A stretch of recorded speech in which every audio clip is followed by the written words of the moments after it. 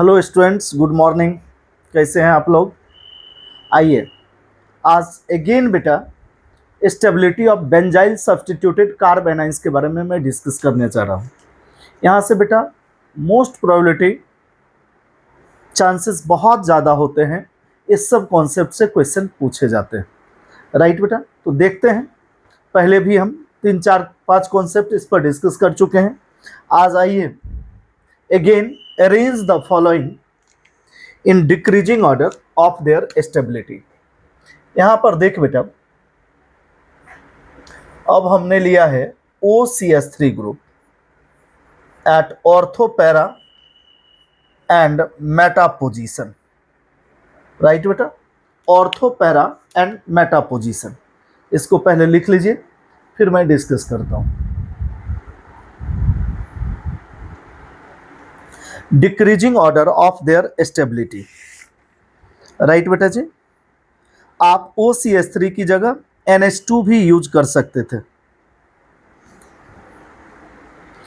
अब देख बेटा जी, इसको मैं डिस्कस करने जा रहा हूं। यहां देखिए ये क्या है, -I पावर, और OCH3 NH2 इस सब की -I पावर बहुत ही कम होती है, बट ये डिस्टेंस डिपेंडेंट है, ये यहां से काफी नजदीक है, तो -I पावर यहां पर क्या हो जाएगा, मैक्सिमम।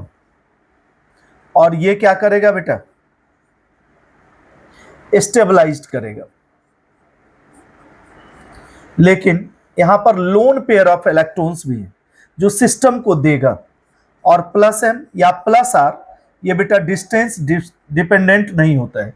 यहाँ इलेक्ट्रॉन डेंसिटी को बढ़ाएगा और रिपल्सन होगा, दैट गिव्स अनस्टेबिलिटी, यानी डीस्टेबलाइज्ड करेगा। यहाँ आपको पहले भी बता चुका हूं, -I पावर ओनली, यानी ये भी क्या करेगा बेटा, स्टेबलाइज्ड करेगा। और यहाँ -I मिनिमम, क्योंकि डिस्टेंस डिपेंडेंट है, यहाँ OCH3 काफी डिस्टेंस पर है, फिर भी ये क्या करेगा बेटा, स्टेबलाइज करेगा। और +M और +R जो कि डिस्टेंस डिपेंडेंट नहीं होता है, ये क्या करेगा, डीस्टेबलाइज करेगा। क्लियर है? देखिए अब आप, और आई होप सो कि आपका क्रिस्टल क्लियर कॉन्सेप्ट हो चुका होगा। अब आई होप सो कि आपको आंसर चूज करने में कोई दिक्कत नहीं आएगी। राइट बेटा जी, यहां देखिए सबसे ज्यादा आपका बेटा कौन सा होगा स्टेबल, बता सकते हैं आप लोग? बेटा मेटा, क्योंकि ये सिर्फ क्या कर रहा है, स्टेबलाइज्ड कर रहा है। यानी अगर हम आंसर के सीक्वेंस की बात करें तो बेटा सबसे ज्यादा स्टेबल आपका क्या हो जाएगा, सी के बाद क्या हो जाएगा बेटा, ए। और +M और +R बी और डी दोनों में बराबर है, लेकिन यहां -I पावर डिस्टेंस डिपेंडेंट होने की वजह से, नजदीक होने की वजह से मैक्सिमम है, यानी बी क्या करेगा बेटा, ज्यादा स्टेबलाइज्ड करेगा एज कंपेयर टू डी।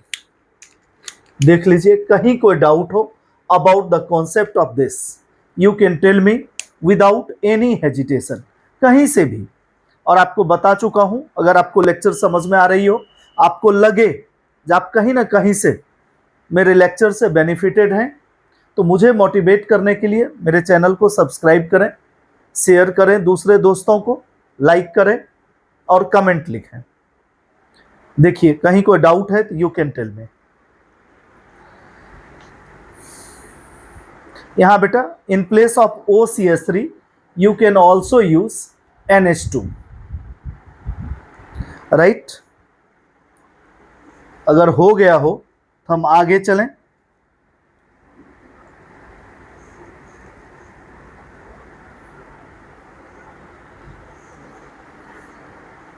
चलिए अगेन हम क्वेश्चन आ रहे हैं, arrange the following in decreasing order of their stability.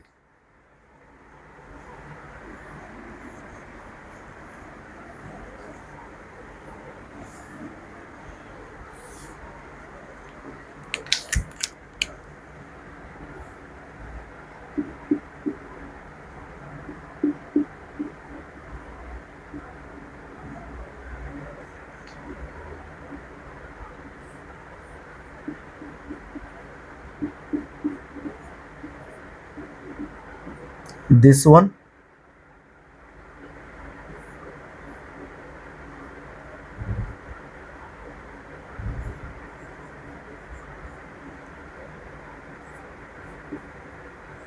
देखिए क्वेश्चन लिखिए, कहीं कोई डाउट हो तो आप पूछ सकते हैं। यहां पर बेटा जी दोनों CHO कर लीजिए।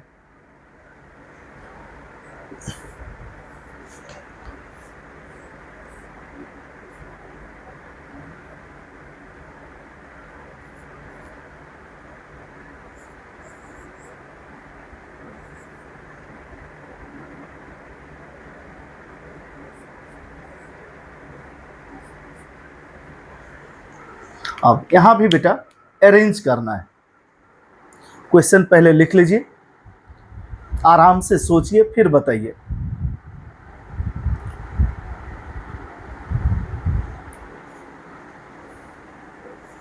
बेटा आपको मैं बता चुका हूं, -i, -m,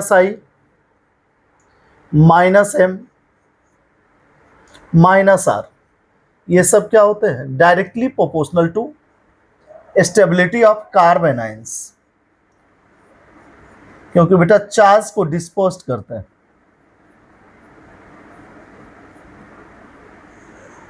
यहां देखिए स्ट्रॉन्ग -i पावर है, ये बेटा सबसे ज्यादा स्टेबल करेगा। अब यहां एक NO2 है, दूसरा CHO है, यानी NO2 से कम -i पावर CHO की होती है।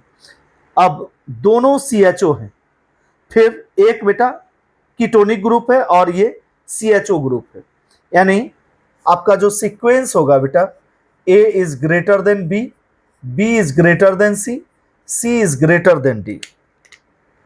देख लीजिए, कहीं कोई डाउट हो तो you can tell me. Concept समझ में आ गया होगा। NO2 की -i पावर क्या है? सबसे अधिक है, हाईएस्ट, इसलिए बेटा ये सबसे ज्यादा स्टेबल करेगा। फिर NO2 CHO, उसके बाद बेटा CHO CHO और फिर COR। कोई डाउट हो तो पूछ सकते हैं। मेरा मोबाइल नंबर भी आपको पता है ही, बहुत सारे लेक्चर्स में मैंने दे रखा है।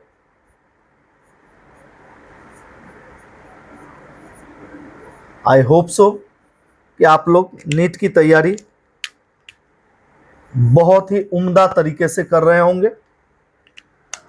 God bless you much more and wishing you good luck. Okay बेटा जी, बाय।